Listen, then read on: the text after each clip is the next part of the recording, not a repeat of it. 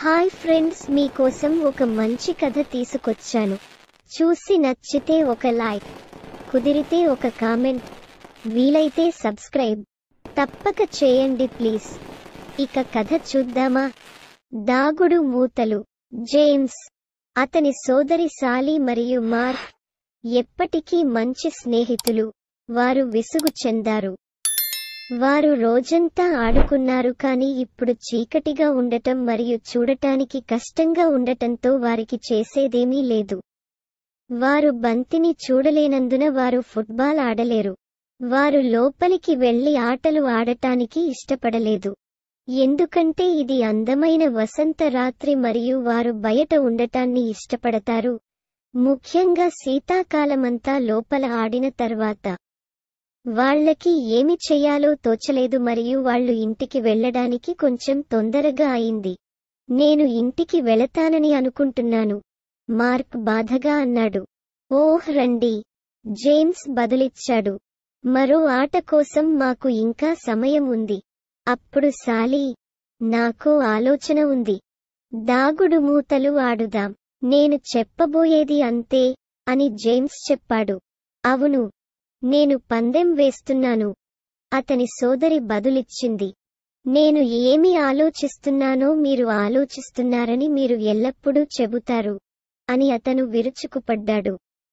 అది చేయకు, జేమ్స్ పెద్ద గొంతుతో అన్నాడు. నువ్వు కూడా చెయ్యి, సాలీ అరిచింది. మార్క్ అప్పుడే నేలవైపు చూసి తలను అటూ ఇటూ ఊపాడు.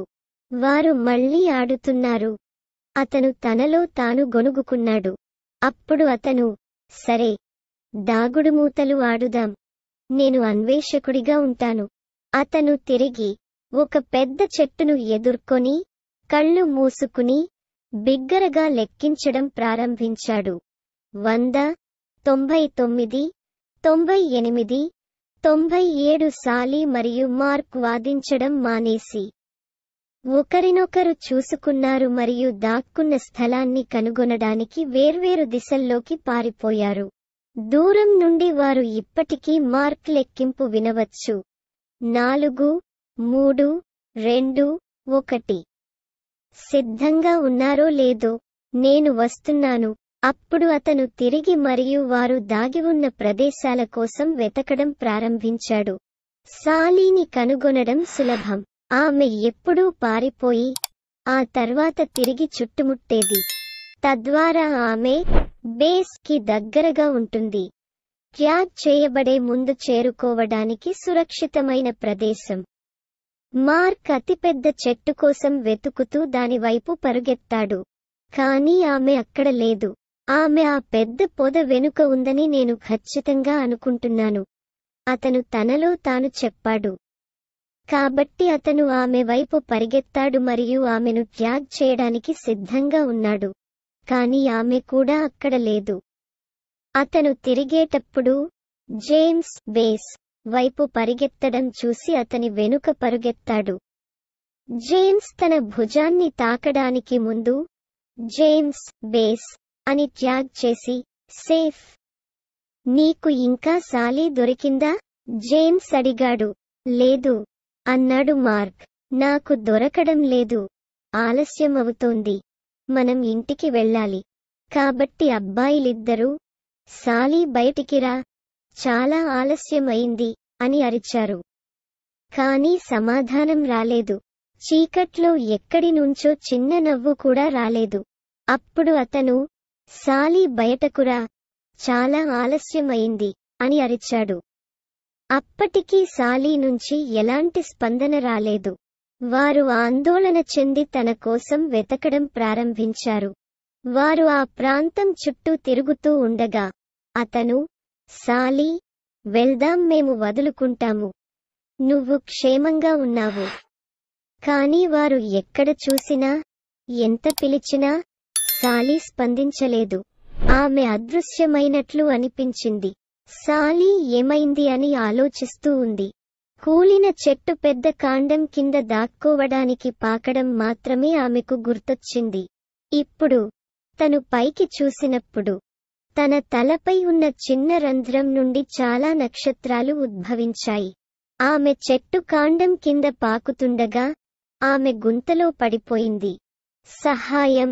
తను అరిచింది మరియు తన స్వరం ఒక గుహలో ప్రతిధ్వనిస్తుంది. హెల్ప్! హెల్ప్! హెల్ప్! మార్క్ ఉద్వేగంగా అన్నాడు. సాలీ సహాయం కోసం అరిచింది. సాలీ అరుస్తూ ఉండండి, జేమ్స్ అరిచాడు. ఆ విధంగా మేము మిమ్మల్ని కనుగొనగలము. సాలీ తన తమ్ముడి గొంతు విని అరుస్తూనే ఉంది. కొద్దిసేపటికి అబ్బాయిలు ఒక పెద్ద చెట్టు కాండం దగ్గర నిలబడి ఉన్నారు. ఏయ్, ఈ చెట్టు కింద చిక్కుకున్నావా? జేమ్స్ అడిగాడు. కొంతవరకు, సాలీ అరిచింది. నేను దాక్కోవడానికి దాని కింద కాలు పెట్టినప్పుడు నేను ఒక గుహలో పడిపోయాను. దయచేసి నాకు సహాయం చేయండి. నేను భయపడుతున్నాను. చీకటిగా ఉంది మరియు నేను బయటకు రాలేను. మార్క్ చెప్పాడు. జేమ్స్, నువ్వు సాలీతో ఉండు. నేను మా నాన్నని తీసుకువస్తాను. ఆపై అతను చీకటిలో పారిగెత్తాడు. భయపడకు, అన్నాడు జేమ్స్. మీరు పైన మరియు నేను దిగువన. సాలీ గుహ చీకటిలోకి మారినప్పుడు నేను మీతో ఇక్కడే ఉన్నాను. కాదు, మీరు కాదు. సాలీ ఏడ్చింది. ఆమె ఏదో ఢీకొట్టింది. ఆమె కేకలు వేయడం మరియు ఏడవడం ప్రారంభించింది. ఏం జరిగింది? జేమ్స్ అరిచాడు. నాతో ఇక్కడ ఏదో ఉంది. సాలీ వణుకుతున్న స్వరంతో సమాధానం ఇచ్చింది. అప్పుడే మార్క్ మరియు అతని తండ్రి అడవి గుండా పరుగెత్తారు. మార్క్ తండ్రి మోకాళ్లపై నిలబడి సాలీని అడిగాడు తను బాగున్నదా అని. ఆమె ఏడుపు మరియు ఏడుపు అతనికి వినిపించింది. సాలీ, నీకు బాధగా ఉందా? అతను అడిగాడు. లేదు, అంది. కానీ నేను భయపడుతున్నాను మరియు నాతో ఇక్కడ ఏదో ఉంది. సాలీ, వెనక్కి అడుగు. నేను తాడును దించుతున్నాను మరియు 1 సెకనులో మీ దగ్గర ఉంటాను. మార్క్ తండ్రి చెట్టుకు తాడు కట్టి చెట్టు ట్రంక్ దిగువన ఒక రంధ్రం కనుగొని కొద్దిగా వణుకుతూ గుహలోకి దించుకున్నాడు.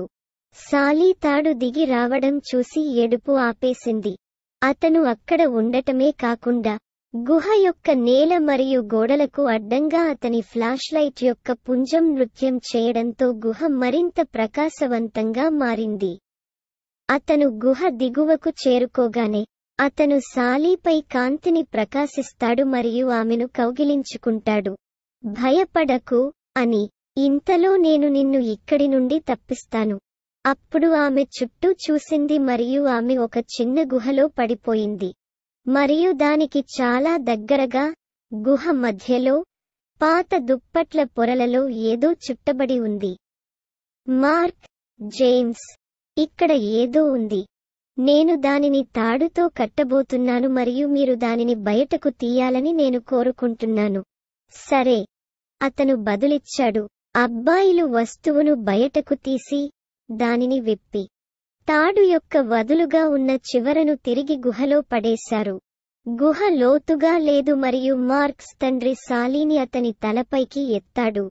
తద్వారా ఆమె బయటకు వెళ్ళింది. అప్పుడు ఆమె తాడు పట్టుకుని చిన్నగా గెంతుతూ, రంధ్రం పట్టుకుని, 1 కప్పు వేడి టీ కోసం నా ఇంటికి తిరిగి వెళ్దాం.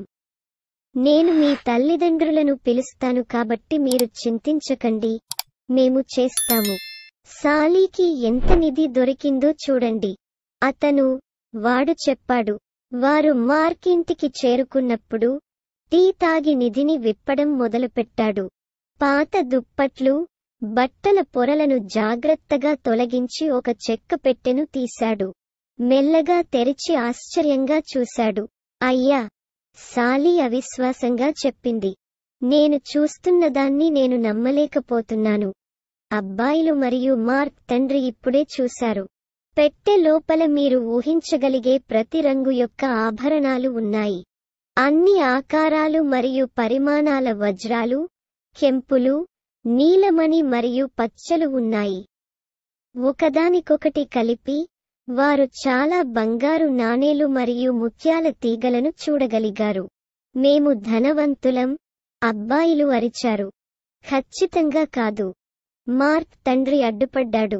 ఎవరో దానిని పోగొట్టుకుని ఉండొచ్చు మరియు మేము కొంచెం ఎక్కువ కనుగొనే వరకు మీరు దానిలో దేనినైనా ఖర్చు పెట్టాలని నేను అనుకోను. అంతేకాకుండా సాలీ దానిని కనుగొన్నది. నేను పంచుకుంటాను, సాలీ సంతోషంగా చెప్పింది. అది అద్భుతమైన సాలీ, మార్క్ తండ్రి బదులిచ్చారు. అయితే అధికారులను సంప్రదించడమే సరైన పని.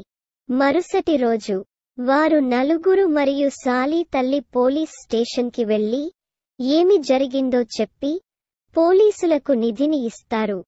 తద్వారా వారు దర్యాప్తు చేస్తున్నప్పుడు వారు దానిని ఉంచుకోవచ్చు. వారు నిరుత్సాహంగా పోలీస్ స్టేషన్ నుండి బయలుదేరారు మరియు మార్క్ తండ్రి వారి కోసం కొనుగోలు చేసిన double dipped ice cream cones కూడా వారిని నవ్వించలేదు. మౌనంగా వెనక్కి వెళ్లిపోయారు. వారం రోజులు గడిచినా పోలీసుల నుంచి ఎలాంటి సమాచారం రాలేదు. అప్పుడు ఒక సాయంత్రం మార్క్ తండ్రి జేమ్స్, సాలీ మరియు వారి తల్లిదండ్రులను పిలుస్తాడు. పోలీసులు ఇప్పుడే పిలిచారు మరియు మీరు వెంటనే రావాలని నేను అనుకుంటున్నాను అని అతను చెప్పాడు. నిధి గురించి కొన్ని చెడ్డ వార్తలు ఉన్నాయని నేను భయపడుతున్నాను. పోలీసులు వస్తున్నారు. మీరు ఇక్కడికి వచ్చాక అంతా చెబుతారు. సాలీ మరియు జేమ్స్ మార్క్ ఇంటికి వెళ్ళినప్పుడు పెద్దగా మాట్లాడలేదు. సాలీ అది చెడు వార్త కాబట్టి ఆ నిధి వేరొకరికి చెందినదని భావించాడు. అయినప్పటికీ వారు దానిని పోగొట్టుకున్నారు. ఫైండర్, కీపర్ కి ఏమైనా జరిగిందా? అతను గొణుగుతున్నాడు. ఏం చెప్పావు సాలీ? తన తల్లి అడిగింది. ఓహ్, ఏమీ లేదు, సాలీ బదులిచ్చారు. అప్పుడు అతను కారులో ప్రతిధ్వనించే సుదీర్ఘమైన, విచారకరమైన నిట్టూర్పు వేశాడు. వారు మార్క్ ఇంటికి చేరుకున్నప్పుడు నిధి పెట్టెతో పోలీసులు అక్కడ ఉన్నారు. సాలీ లోపలికి రాగానే కెప్టెన్ తనను తాను పరిచయం చేసుకుంటూ ఇలా అన్నాడు. సాలీ, నిధి, మీ తల్లిదండ్రులు కొన్ని పత్రాలపై సంతకం చేయాల్సి ఉంటుంది, కానీ పెట్టె మరియు దానిలోని వస్తువులు మీవే. సాలీ, మార్క్ మరియు జేమ్స్ ఆనందంతో అరుస్తూ గది చుట్టూ నృత్యం చేయడం ప్రారంభించారు. అప్పుడు సాలీ, ఏమిటి చెడ్డ వార్త? కెప్టెన్ నవ్వుతూ అన్నాడు. నిధి మీరు ఊహించగలిగే దానికంటే చాలా విలువైనది మరియు మీ కొత్త సంపదతో గొప్ప బాధ్యత వస్తుంది. కెప్టెన్ ఏమి మాట్లాడుతున్నాడో సాలీకి అర్థం కాలేదు మరియు ప్రస్తుతం అది నిజంగా పట్టింపు లేదు. మార్క్ అడిగాడు, నువ్వు మరియు జేమ్స్ నాకు సహాయం చేయకుంటే నేను ఇంకా చాలా రోజులు అక్కడే ఉండేదన్ని అని సాలీ చెప్పింది అందరినీ తన ఇంటికి పిలిచి. నిధిని అమ్మగా వచ్చిన డబ్బుతో ఏమి చేయాలో నేను నిర్ణయించుకున్నాను. ఆమె చెప్పింది, నేను 1/6 వాటా మా అమ్మ మరియు నాన్నలకు, 1/6 వాటా మార్క్ అమ్మ మరియు నాన్నలకు ఇస్తాను. నేను మార్క్కి 1/6, జేమ్స్కి 1/6 ఇస్తున్నాను అని మార్క్ గర్వంగా చెప్పాడు. అతను గణితాన్ని ఇష్టపడ్డాడు ముందంజలో. లేదు, అది కాదు, సాలీ చెప్పింది. చాలు, అన్నాడు జేమ్స్. లేదు, సాలీ కోపంగా అన్నది. సాధ్యమైనంత త్వరగా మార్క్ చెప్పబోతున్నాడు. వారు మళ్ళీ చేస్తున్నారు అని సాలీ చెప్పింది. అందుకే 1/6 అదనంగా లేదు. నేను దానిని తక్కువ అదృష్టవంతులు మరియు అవసరమైన వారికి ఇవ్వడానికి నేను దానిని స్థానిక స్వచ్ఛంద సంస్థకు ఇస్తున్నాను. Point double quotation. ఆమె తల్లి మరియు తండ్రి ఇది శ్రద్ధగల మరియు బాధ్యతాయుతమైన పని అని చెప్పారు. వారు ఆమె గురించి చాలా గర్వంగా ఉన్నారు మరియు కొద్ది రోజుల క్రితం నిధిని ఆమెకు అప్పగించినప్పుడు కెప్టెన్ అర్థం ఏమిటో ఆమెకు తెలుసు.